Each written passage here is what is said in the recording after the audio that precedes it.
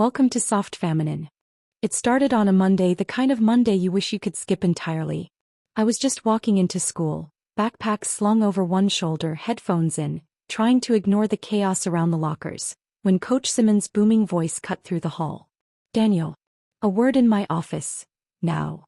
I froze. My stomach twisted. Me. I hadn't been late, hadn't caused any trouble. What now?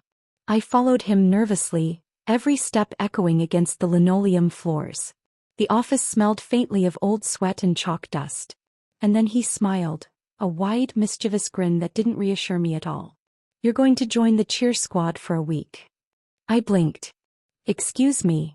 He leaned back in his chair, eyes sparkling. "Mandatory. Don't ask questions. Just commit. Practice starts tomorrow." My mind went blank. "Cheer squad? Me? That's impossible." I stammered, "But Coach, I'm not." "Not what?" he interrupted gently but firmly. "Not coordinated? Not interested? Doesn't matter. Squad needs you. 1 week. Deal with it." I left the office feeling a cold weight settle over me. Panic, disbelief, humiliation, all mixed together in a tight knot. The first practice was worse.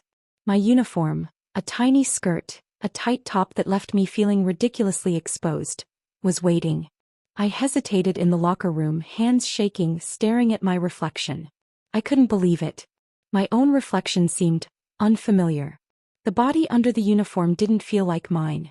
The skirt clung to my hips, the tight top accentuated my chest in ways I wasn't used to. My shoulders felt narrower, my arms lighter. Every step made me hyper-aware of curves I had never had in my face. I could see my jawline softened, my features subtly different, almost feminine in the harsh locker room light. Coach clapped, breaking my spiral. "Let's start. You'll thank me later." I forced a smile, trying not to collapse from embarrassment and confusion. Every jump, every move, every chant felt alien, but my body responded. My arms lifted gracefully, my legs moved in rhythm even when my mind screamed no. After practice, alone in the locker room, I looked at myself again. My chest heaved not just from exertion but from nerves. My hands shook as I touched my face, my new curves, the strange softness of my features. And somewhere beneath the panic, a quiet, terrifying thought crept in. Maybe I look right? The humiliation, the shock, the fear, it was all tangled together. And I had a whole week to live like this. The next morning felt like stepping into a nightmare. The cheer uniform hung awkwardly on me. Tiny skirt, tight top, every curve highlighted in ways I hadn't experienced before. I tugged at the hem nervously, my hands trembling. Each movement reminded me of how exposed I was. Walking down the hall, I could feel eyes on me. Whispers trailed behind, soft giggles, stifled chuckles. "Wow, Daniel's really committed to the squad, huh?" I swallowed hard, cheeks burning. I kept my head down, backpack clutched tight, trying to move as inconspicuously as possible. But it was impossible. Every sway of my hips, every movement of my arms drew attention. Even my friends stared wide-eyed. Is that really you?" one asked, barely above a whisper. Yeah, I muttered, voice higher than normal, cracking slightly. Lunchtime was worse.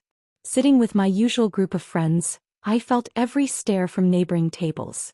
Someone accidentally brushed against me and immediately looked away, blushing. My uniform made me feel fragile, feminine, and painfully noticeable. When I caught my reflection in the cafeteria window, my stomach dropped. The girl staring back had my eyes, my hair, my face, but everything else screamed unfamiliar. Soft curves, delicate shoulders, a small chest barely covered by the tight top.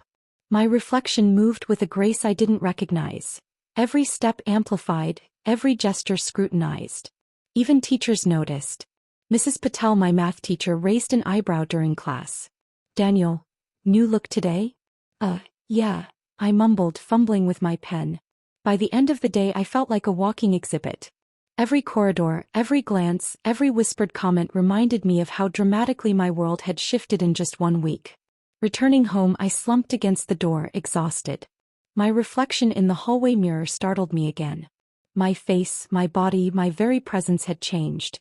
But somehow, beneath the fear and embarrassment, a strange curiosity flickered. What if I could get used to this? I pushed the thought away, shaking my head. Not now. Survival first. One day at a time. That night the apartment was quiet. No one around, no distractions, just me and the mirror in my room. I locked the door, leaned against it and took a deep, shaky breath. The uniform from practice was still in my bag, but tonight I didn't wear it. Instead, I pulled out a soft cardigan, a scarf, and a few makeup samples Mom had stashed away for years. Items I had always dismissed as trivial now felt like keys to understanding this new self. I stood before the mirror. Her eyes looked back at me, wide, curious, and strangely confident. My jawline was softer, my features more delicate, my shoulders narrower. My chest felt different, subtle but undeniable. Every detail screamed unfamiliarity. I draped the cardigan over my shoulders. The fabric was soft, comforting, as if it belonged to me. The scarf brushed gently against my neck and a shiver ran through my spine. My reflection smiled faintly, almost teasing me. Lip balm first.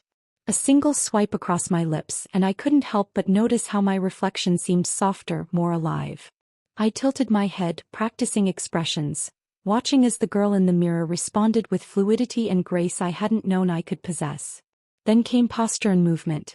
I walked slowly across the room, trying to mimic the small sway I had noticed during cheer practice. Every step felt foreign yet exhilarating.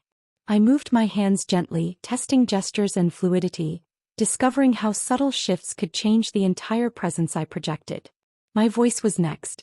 I cleared my throat and spoke softly, experimenting with pitch and tone. At first it sounded awkward, too high, too delicate. But as I practiced, repeating simple sentences, it began to feel natural. Hours passed unnoticed. I experimented with hairstyles, softly brushing my hair, trying small waves, different parts, seeing how each frame changed my face. I dabbed light makeup on, cheeks, eyelids, lips, careful not to overdo it. Each adjustment brought a strange thrill, a shiver of excitement mixed with panic. I caught myself laughing quietly at the reflection, and instantly felt guilt for enjoying it. Yet every laugh, every gesture, every tiny success whispered, "This feels right." Finally, exhausted but exhilarated, I collapsed onto the bed. Fear hadn't disappeared, it still lingered, gnawing at the edges. But curiosity and a fragile sense of identity had begun to bloom. For the first time since the cheer squad announcement, I allowed myself to imagine, maybe, just maybe, I could survive, and even embrace, this transformation. The weekend arrived like a challenge I couldn't back down from. I had decided, I would go out as her, fully, and face the world beyond the confines of my bedroom and cheer practice. Preparation took hours. Jeans that hugged my hips perfectly, a soft sweater that draped gently over my shoulders, the familiar scarf wrapped around my neck. My hair styled into loose waves, makeup light but deliberate. Every detail mattered. I practiced my smile, my posture, even the way I tilted my head when walking past mirrors. Stepping outside, sunlight warmed my face, but it didn't chase away the nervous knot in my stomach. Every glance from passers-by felt amplified. Every small sound, the distant laughter of kids, the hum of cars, made me hyper-aware of my presence. The first real test was the corner cafe. I hesitated at the door, heart hammering, fingers gripping my bag strap. Then I spotted Aisha waiting with that encouraging smile. "There you are. I didn't think you'd actually come," she teased. I forced a laugh. "Yeah. I'm here," I said, voice higher but steady.